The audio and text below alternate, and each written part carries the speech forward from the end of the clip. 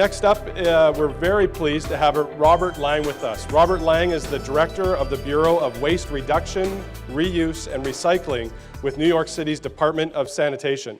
He began his government career as a community coordinator in the city's recycling program and planning division in 1988, when recycling was still a voluntary community activity being conducted in a small portion of the West Village in Manhattan.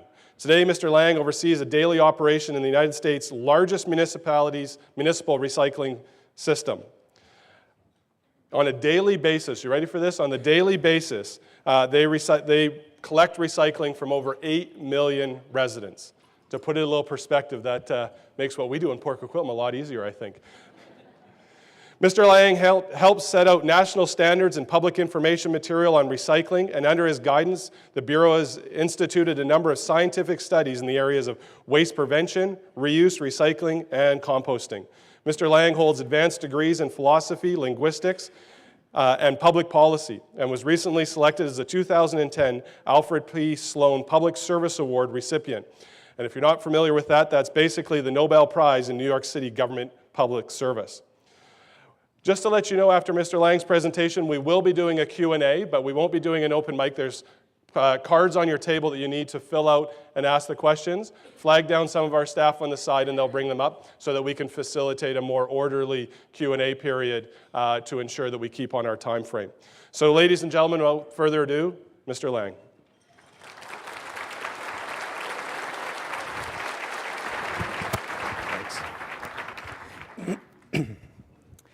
When I was originally asked to come today, I had planned on just telling a tale of New York City, which might provide you with some lessons for things you're about to embark on, and spare you a PowerPoint. But since it's grown to such a large size, I thought it might be a good idea to start with some PowerPoint slides to give you some idea of the scope of New York City.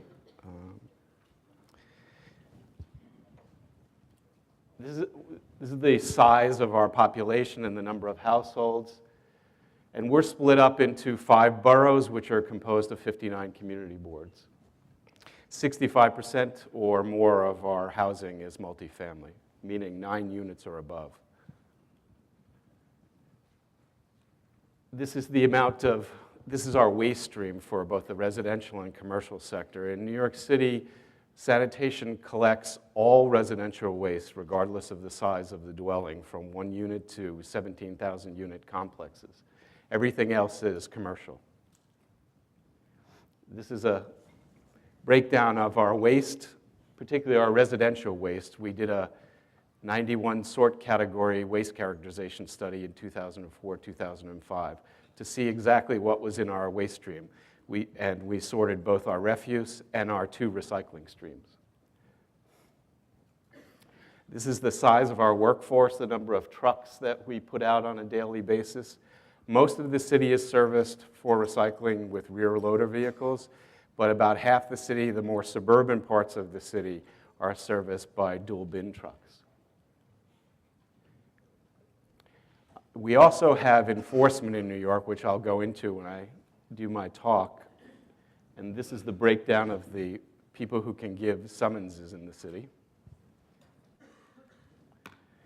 I was asked to come here today partially as a result of an article that I wrote in the last year in which I tried to address some of the challenges that face us in increasing our community's waste reduction and recycling diversion rates. The primary focus of my article was residential recycling in the US. But most of the same challenges face us in the commercial sector as well. The thrust of my article was that though we have made tremendous strides in the last 2 decades of municipal recycling, as opposed to what was once only a community-based and voluntary-based kind of program, we've reached a plateau in the participation or compliance of our citizens. While our citizens have clearly demonstrated a desire to recycle, they've also demonstrated a limitation to that desire as reflected in my own city's diversion rate and that of many other cities in the US, where their own perception of convenience is compromised by the requirements of recycling as an activity. Convenience in an urban setting is very different from that of a suburban or rural community, simply because an individual's household's participation and compliance with the activity of recycling is either enhanced or diminished by the support or lack thereof of building management and maintenance staff. Those individuals who are responsible for ensuring an individual apartment's recyclables make their way from the apartment to the curb for collection. The big challenge before all of us, planners, solid waste management people, elected officials, advocates, and the local citizenry, is how do we increase waste prevention and recycling in a manner that is first and foremost successful, while at the same time cost-effective, and ultimately not perceived by our citizens as unacceptably burdensome. We've grappled with this in New York City for some time, and I can tell you that we found no easy answers. While we have typically spent a considerable amount of money on general public education, each year over $6 million, on average, that's not really been sufficient to help us raise the diversion rate, at least not to the heights desired by our solid waste management people, by advocates and elected officials. Our market research to determine the success of our public education campaigns has shown overwhelmingly, and we've spent, I would say, $2 or $3 million on market research, that our citizens are well informed of the requirements of recycling, how, what, and when to recycle. However, that knowledge alone is not sufficient to inspire full compliance. In addition to our various public education efforts, recycling in New York City is mandatory, not voluntary. Failure to comply can subject a citizen or a business to a summons. But in a city as large as New York City, even mandatory recycling and the possibility of receiving a summons is not always sufficient motivation to compel compliance by all of our citizens. Even though we've had mandatory recycling in New York City for over 20 years, we continue to give out tickets daily for partial or non-compliance.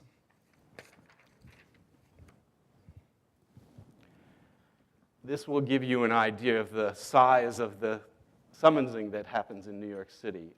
For 1 to 8 units in our fiscal year, which is June to July, we gave out 38,019 summonses for a total of $950,475. And those fines start at $25 and can go up for repeat violators. Recently, our law in New York City was changed for summonses. Summonses were $25 for the first 20 years of the law. And just in the last 6 months to a year, our council finally recognized that $25 was not compelling for some people and that we needed to raise that.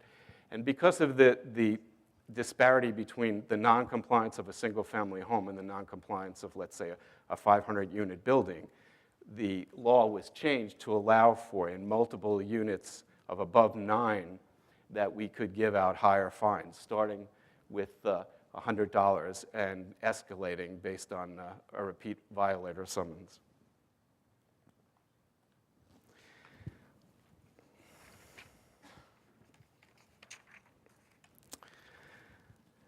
Because the Department of Sanitation is responsible for both refuse and recycling collections and street cleaning as well, we do not, in most instances, refuse to pick up contaminated recyclables. Though such a policy in the right location would be a powerful tool, we chose instead to pick it up usually as refuse. Sometimes we even pick up contaminated recyclables along with the non-contaminated recyclables. And we do that basically because we're also responsible for street cleaning, and it's anything that remains out on the street in New York for any length of time can potentially become litter. Since the introduction of enforcement along with the law over 2 decades ago, enforcing against citizens' noncompliance has always been controversial.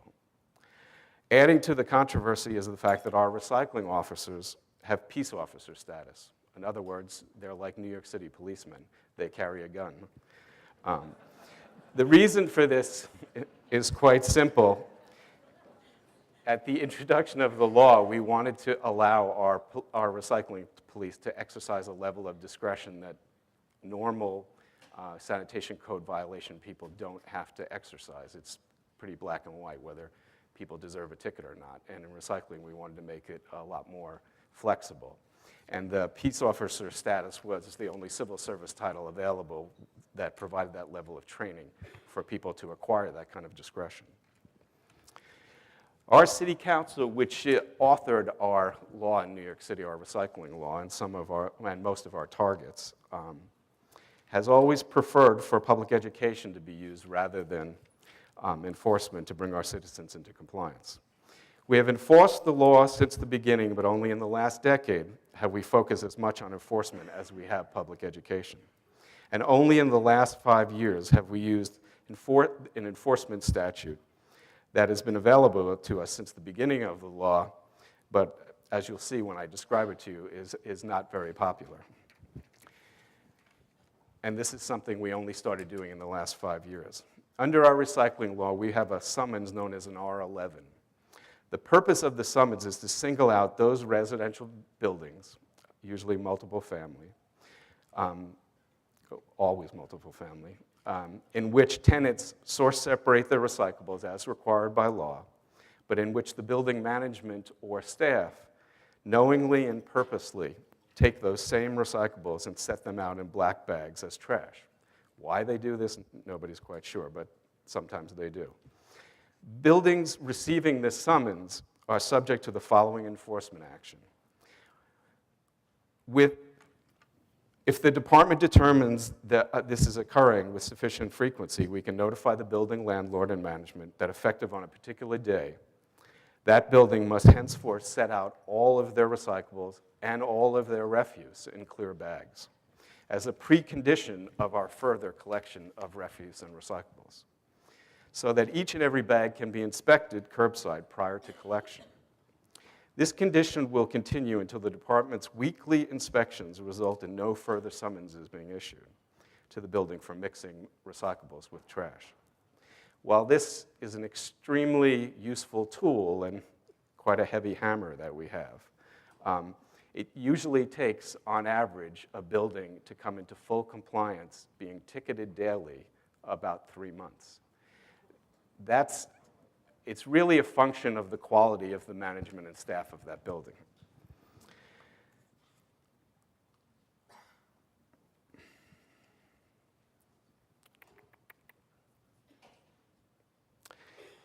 Again, this is a tool that we only started to use in the last 5 years, and because it's such a powerful tool, it's one that we found to be quite effective now. But the reason why we only started using it in the last 5 years is because, quite frankly, enforcement of anything in a city, and I'm sure you have the same issues here, is political. And how could it not be when the recipient of a ticket is often a future person in a voting booth? I want to thank you for inviting me here today to speak to you on these kinds of challenges. No doubt that we can all learn from each other's success and less than successful attempts to meet these challenges.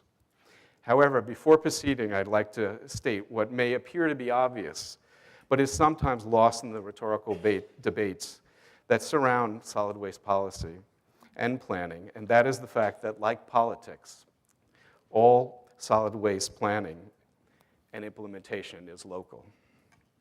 While there are surely lessons to be learned from the implementation strategies and programs operated by other jurisdictions, the fact is that each location has its own political and operational character, which is unique and the product of, historically, of all those factors that make that location unique, and which is ultimately the context in which any solid waste management strategy must find its eventual home.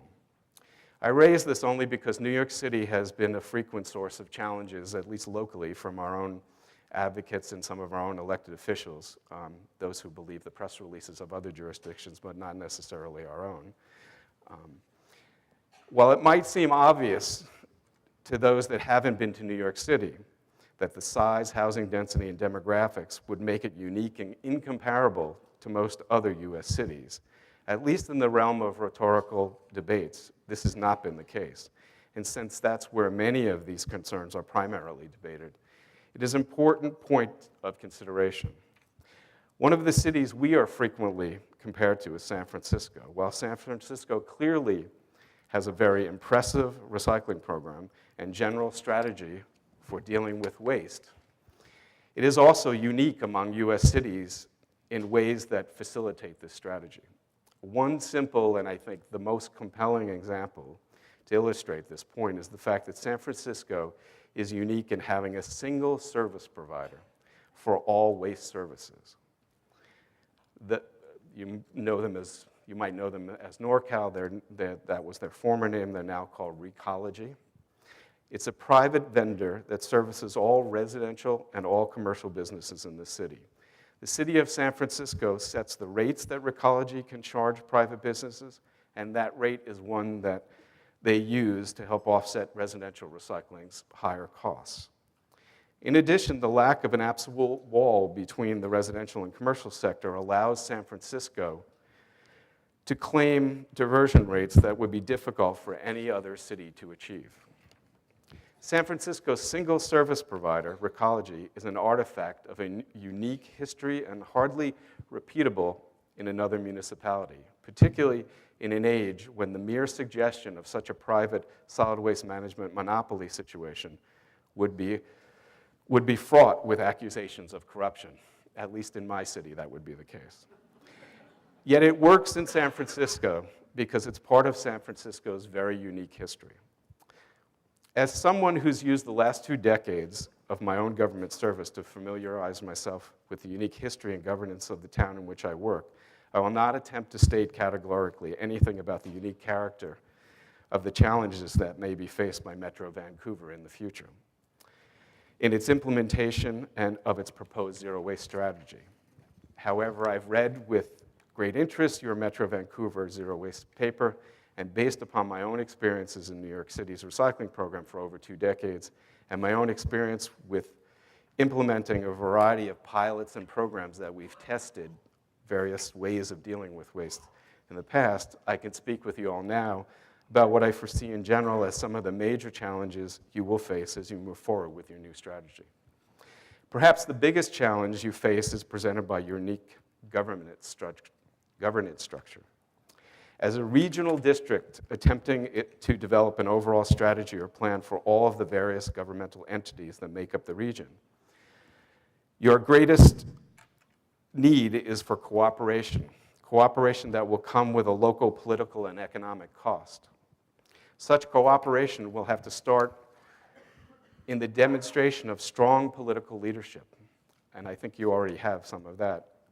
And because your region is made up of many political subdivisions, that leadership will have to be composed of a collective of local leaders that have achieved the required political consensus that this is the strategy that they are willing to support, both rhetorically and in practice. Coming from a city that has a single executive and legislative branch of government, where achieving political consensus between these 2 branches of government can sometimes result in protracted delays and consensus legislation that bears little to no resemblance to the original proposal submitted for review, I can only imagine the enormity of the task before all of you. While the implementation of your overall strategy requires broad political support, as in all such things, the devil will lie in the details of how each political subdivision will finally implement the strategy locally. The strategy, as articulated, calls for reaching a target of 70% diversion, a number which I believe, based upon my own experience, is achievable if that 70% represents the diversion rate for the region as a whole, factoring in all the sectors that comprise the region, and without superimposing upon the strategy and diversion accounting system any restrictions that artificially exclude certain forms of diversion. In fact, New York City has already proposed in its solid waste management plan of 2006, which is our state-required 20-year blueprint for how we'll handle waste, to set 70% as our diversion goal for the city. as a whole after factoring in all diversion activities across all sectors. As recently as last month, San Francisco, again, frequently hailed as a national model because of its sometimes reported 70% plus citywide recycling diversion rate, indicated it in its annual submission to Waste and Recycling News that some 2/3 of its total diverted tonnage consists of material other than paper, metal, glass, plastic, and yard trimmings. While a portion of this other tonnage may consist of food waste and other organics, it is simply not possible that most of it does. Like many cities, San Francisco counts large quantities of diversion of C&D and other kinds of inert materials like asphalt millings, things like that, in its calculation of attainment of its ambitious citywide goal. And quite frankly, this should be the practice for all cities as well. Otherwise, since clearly there are no gap principles for recycling, anyone who has too of a restricted view of recycling across all sectors is going to look like they're not doing as much as another city that in fact is doing the exact same thing. They just have better accountants or more Enron-like accountants.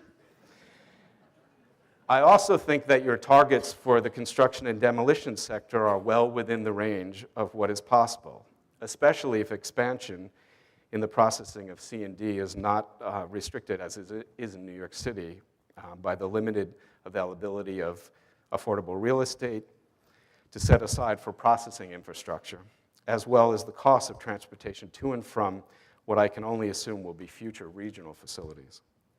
Some of the other significant challenges I think you may face are in the area of materials targeted. And this is not meant to discourage you, but New York City has investigated the introduction of food waste collection several times, and each time we've determined that for the time being, we would have to set aside its full implementation due to the high cost of collection per ton, resident vocal expectations for the collection of food waste to occur at a frequency that exceeded that required by residents' actual set-out, which would further reduce the efficiency of the collection, and the very limited availability and perceived nuisance associated with food waste composting facilities. Of course, in terms of land, we have a very different situation than you do. While it is understandable why food waste is targeted by any municipality because of its significant presence in the waste stream, successfully targeting it and capturing it as planned has eluded many other jurisdictions, at least once you move beyond single-family homes to apartment buildings. Food waste as a targeted material also crosses over into another sector to be targeted in your strategy, and that is one I'm quite familiar with, which is multifamily. A circumstance that as a member of a city made up primarily of multifamily, I'm very familiar with, and I can tell you from that experience that while many things are possible when dealing with single-family homes, the challenges to implementation of those same programs increases exponentially as the number of residents per building increases. In particular, accountability. Accountability associated with individual behavior decreases as the number of residents per building increases. And while it's possible to create regulations that place the burden of compliance upon the building's management, rather than individual tenants, such regulations meet strong political opposition from powerful constituencies and do not alone solve the problem of tenant noncompliance. While they frequently also exacerbate the inherent tensions, at least this is something in New York and most of the US, that exist between tenants and landlords everywhere. This same circumstance and responsibility dynamic is played out similarly in commercial buildings with business tenants.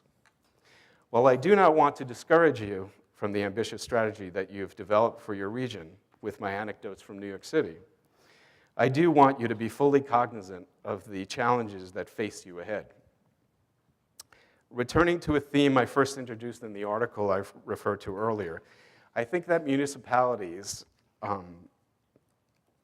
or municipal recycling in general, has reached a critical juncture where rhetoric and hyperbole in the public discussion about solid waste management planning needs to give way to a thoughtful and rational discussion about what is and isn't possible. At least in the US, if after almost 20 years of municipal recycling, we are not experiencing, in general, capture rates by our citizens of more than 50%, perhaps the model of basing municipal recycling, success or failure, solely on the direct compliance of our individual citizens, it needs to be rethought.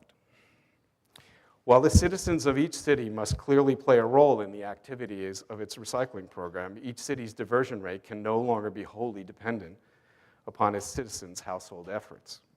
Not if we are to continue to maintain diversion rate expectations that exceed the compliance of our citizens. Regulatory agencies, municipal governments, and local advocates in the US have, over the last 2 decades, all too often focused primarily upon the role of residents in the achieving of substantial diversion rates, while at the same time not noting nor properly focusing upon the fact that commercial, and in particular manufacturing or industrial waste, constitutes a far greater portion of the nation's waste stream. In New York City, our fixation upon residential recycling is somewhat understandable because of our lack of local industry and the fact that residential recycling is performed by municipal workers servicing every household, while our commercial or business sector is serviced by private businesses and operates as a totally free market system with limited regulation. In this circumstance, it's far easier for citizens to advocate for change in municipal practices than it is for them to advocate for changes in the private sector. However, I believe there is a general recognition now, after 20 years, that the ambitious 70% diversion goal that I spoke about earlier cannot be achieved without the majority of the diversion increase coming from New York City's commercial sector rather than from merely our residents. Metro Vancouver should be congratulated, to end on a more positive note, Metro Vancouver should be congratulated for developing a zero waste strategy which leaves no sector untargeted. A strategy that goes well beyond the expectations about individual household compliance and looks very aggressively toward the role that commercial and industrial sector will have to play in successfully achieving your ambitious diversion goals. A strategy which recognizes as well the need for engaging the industry not just locally, but nationally and internationally to bring about reductions in product toxicity and greater manufacturer responsibility for the true cost of their products beyond simply manufacturing and distribution. I want to thank you for inviting me here today, and I don't know how we're going to handle questions, but if people have questions, I think this is the time for them now. Absolutely. So let's give Robert a hand. I think they're going to change things up here a little bit so we can sit down. Okay. So there was one easy question as they changed some things here on stage that I thought was kind of interesting to give some magnitude to the situation. No, you can come back up. I'm not answering your questions. They're just going to change a few things. Oh, I can sit down on this. Yeah. What is the budget for your department on all of solid waste? Not just the recycling side, just to have some fun to hear a number. It's roughly $1.3 billion. 1.3 billion. That sort of puts it in a little bit of perspective. But one of the things that you and I talked about, and one of the first questions that I'll kick it off, was we talked about size, and I talked about Port Coquitlam and the size of ours and then compared to yours, which just doesn't even compare. But at the end of the day, it's all about people. Right. Can you talk about some of your experiences with how to engage people to make the change or understand the change? Well, you can do a variety of things. We've spent, as I said, roughly $6 million a year on public education going back almost 20 years. That's included using multimedia to communicate with people. And multimedia in New York is very expensive, and you're one voice among many shouting voices, so it's not always easy to get your message across that way. One of the things we've found through market research is that direct mail was the most successful way of communicating with New Yorkers. In the future, I expect that the most direct way that we'll communicate with New Yorkers will be both through the internet and through social media. But we have not fully engaged in that yet, but that's something we plan to launch in the near future. That's great. And talking about social media, I'm sure you're all tweeting right now about this conversation. And I know some of you are because I'm following you. So I know what you're saying, Andrea. Someone from the city of New Westminster asked, should cost effectiveness be a measure? It's necessary, or is it necessary for recycling to pay for itself, or should it be regarded as an essential service? Actually, there's a few questions bundled in that question. There are. First, it's a myth that recycling will ever pay for itself. And it's a myth, unfortunately, at least in New York City, I can blame on our elected officials, who were the big promoters of it. And I think it was their way of selling it to taxpayers. And I think it does recycling a disservice. When people talk about cost, what I try to focus on is, we've had solid waste management plans, and the city is a very old city, so we've had many solid waste management plans before they were official documents. Our solid waste management plan going back 100 years ago was dumping everything in the ocean, which was the sustainability plan for that period of time, from people going outside their front door and dumping their garbage in the street and pigs eating it. So all these things, they evolve over time. Recycling is a solid waste management tool, but it is not one that will pay for itself. In fact, recycling is usually more expensive. And when people usually ask this question, depending on who they are, particularly if they're a taxpayer, my answer is if your desire is to meet certain social or environmental goals, then you may be willing to pay the extra amount to do that. And you have to pay the extra amount to do that. Right, yeah. Other than the clean bag and the sticker and the fines and potentially your officers carrying guns,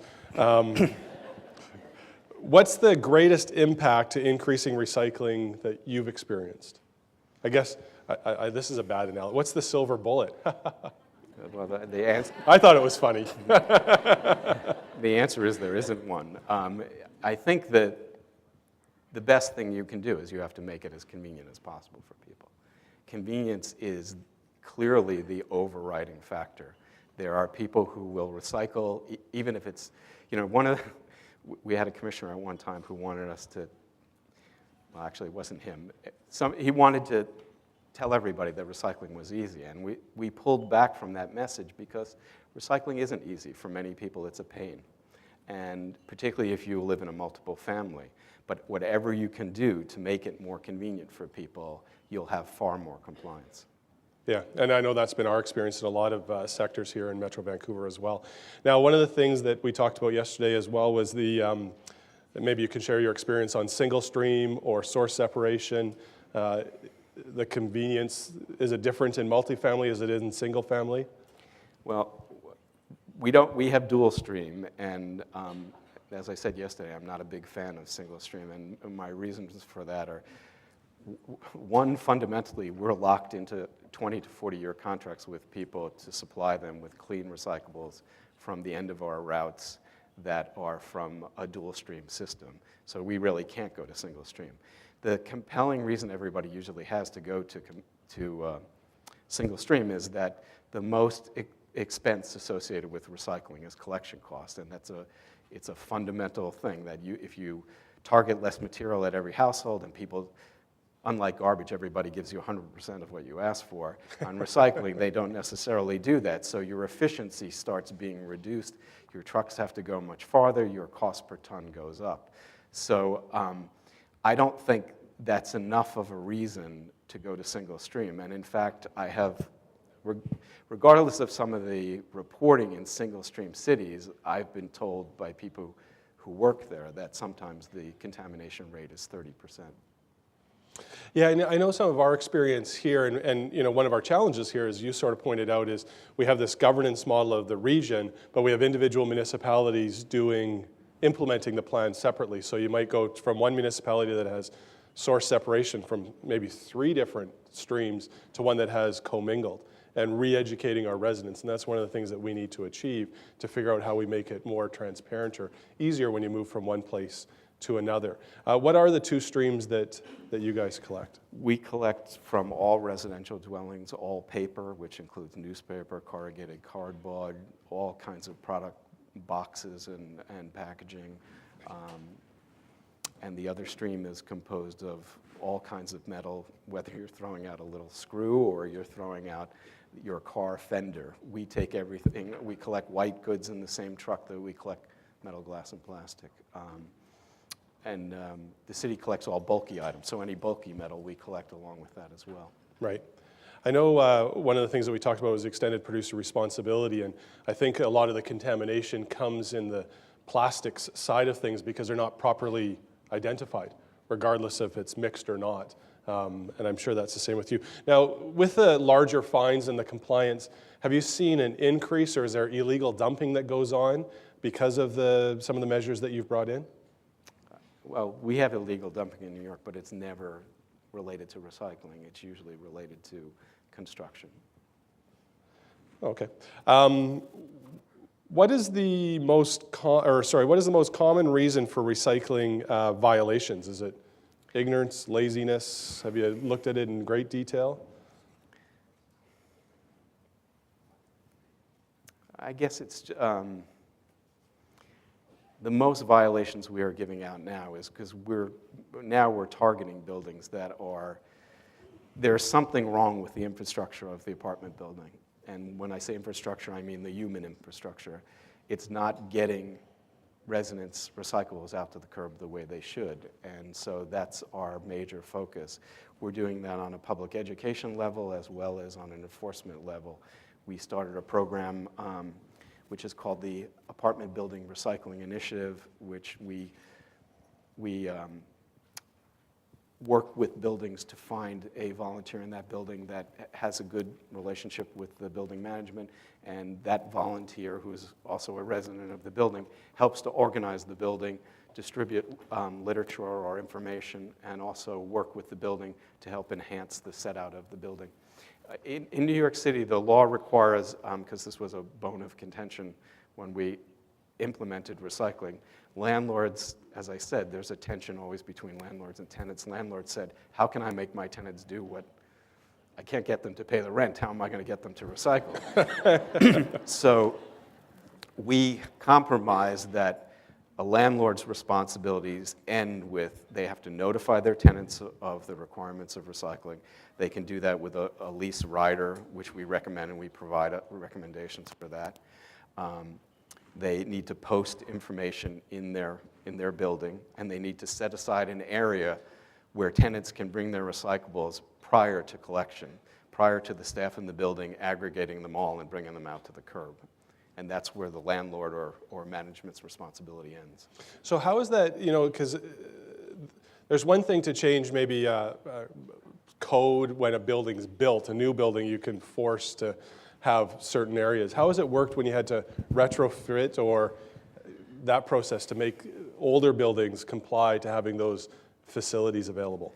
Yeah, this is a major challenge in New York City. We made recommendations to make adjustments to our building codes probably a decade and a half ago, which have not been implemented yet, but there is some movement lately to possibly move some of those things forward. As I'm sure, since your real estate is almost as high as ours in some cases, you will have some of the same interests that are opposed to setting aside space for something like garbage or recycling. What we've done in New York City is basically jury rig every building. You come up with a way that makes it work in that building. In some cases, the building may have to provide more staff resources than they did before, meaning they have to go to the floors and clear things more frequently. We have something called shoot rooms. I don't know if you have those in large buildings here. It's basically, well, shoot room is a misnomer. There's a little door in the hallway of an apartment building that you open, and there's a thing that you open and you put your garbage down there, and it goes down to it gets mailed down to the basement. It's something that was originally created in New York City when all of our basements had incinerators, and then later they were converted to compactors. that room has really become in apartment buildings the focus of recycling. So tenants, there's lots of postings in that. When I say a room, sometimes you can barely fit in it. If you pay a lot for your apartment, it may be much larger, but the less you pay, the smaller the chute. Sounds like a hotel room in New York City. Yes. But the landlord has to post information there to tell tenants, don't put it down the chute, put your paper here, put your metal, glass, and plastic here. And that gets tough to the violator side of things, because you throw it down the chute, and how do you know whether it came from the second floor or the 22nd floor? Yeah, it's almost impossible to give tenants a ticket for recycling. And quite frankly, they know it. Just to talk about green waste and organics, and I know you touched on it, but can you touch on it, give a little more detail on the complexity of, especially in multifamily, and I know you've done some pilot projects and tests, and help us with that part, because we have said that by 2015 that we're going to ban, I guess, or enforce recycling or organics kitchen scraps in multifamily buildings. We've given it a longer time frame because we know that there's going to be a lot of challenges there. Well, the hard part in multifamily is where do you store food waste in between collections? Using the model of the chute room, if people put their food waste there, then I would think that the super or the building maintenance would have to clear that room even more frequently than they do now, or you'll start having odors, you'll start having vermin problems. Then where do they bring it from there? Do they bring it down to the basement, and do they have some place to store it where it's not going to cause some of the same problems in between collection? It's the usual complaints that we received when we did this. We did two pilots. We did pilots in a residential neighborhood composed of 1- and 2-family homes, and some for New York, what we call small apartment buildings, where there's no more than, let's say, 8 units. In those areas, those kinds of issues were not as prominent. As soon as we moved into 10, 20-story buildings with many, many apartments, we started to have those kinds of complaints. Yesterday we were talking, and you called it the Yuck Factor. Well, in fact, that was a major complaint of people, that their chute room was smelling. It was causing there to be vermin problems. And quite frankly, anybody who doesn't want to do recycling will find an excuse linked to something like that. So it is a challenge that you face anywhere that you have to try to overcome. For sure. And I get, same experiences here. We have time for a couple more questions, and I've got lots of cards here. I apologize that we can't get to every question that was asked, but we're doing our best here. How do you manage building and construction and demolition waste? Because that's such a large stream, and maybe you could share some. Well, we manage the transfer stations where that material goes, and we are in the process of trying to set up some incentives rather than direct regulation for there to be more source separation at the generator. One of our biggest challenges is staging in New York. When you have a construction project, you have to have staging area, and there's very limited staging area. And for anybody who is at least rub elbows with anyone in the construction business, at least the people who do most of the work, you'll know the other challenge is training all those people. Getting them to, even if you have a site manager who gives clear training and tells everybody what to do, that doesn't mean you're necessarily going to get it all segregated. Right. Moving sort of a different side of things on the extended producer responsibility, is the city itself doing anything to try to influence product design, proper coding, working, we talked about earlier here in Metro Vancouver, we want to work with the provincial government and the federal government. You and I talked yesterday about, getting international engagement through different cities and different regions to try to influence that. Is there anything New York is doing specifically to help in that, or? Well, we did. New York City passed its own e-waste law a few years ago that we went into litigation with the industry over for about a year, and close to when we were at settlement, the state preempted our law with a state law, but the real contention in that law was the convenience clause that we had inserted in our e-waste law that basically would have required the industry to pick up big TVs directly at people's households rather than... So if we're doing anything, we're doing it through our own legislation. Our council is very active in trying to do that. Our council is going to be looking at packaging waste as well. Hopefully what they finally propose is something that makes sense both from a standpoint of reducing packaging and not having an impact that's adverse on our recycling program. Because that's the other thing, all these things interact, and we have to be careful that we don't pass one law that interferes with another law that was passed earlier that's been quite effective. Right. So how do you manage getting rid of some of that hard to get rid of stuff? You know, the stuff that doesn't fit in the two recycling streams, you really don't want it in the garbage stream. You know, here in Metro Vancouver, we have some municipalities have recycling centers, or we have some private sector, well, not private sector, nonprofit groups doing, you know, taking bottles or batteries or electronics back, that sort of thing. Is there... If you're talking about what's sometimes called hazardous waste? Not always hazardous, but just it could be batteries, it could be electronics, it could be that stuff that maybe is banned even from the waste stream, but isn't picked up by the city. Yeah. In New York City, we had a couple of laws that, again, were preempted by state laws. One was that required all retailers to take back plastic bags from shoppers as long as that they were clean and emptied of any of their contents. That was a law that the city passed. It required reporting, and it required some other things, and that law was then made more broader by making it a state law. We also have a rechargeable battery law that requires all retailers that sell any kind of rechargeable battery or rechargeable battery product or any product containing a rechargeable battery to take back rechargeable batteries.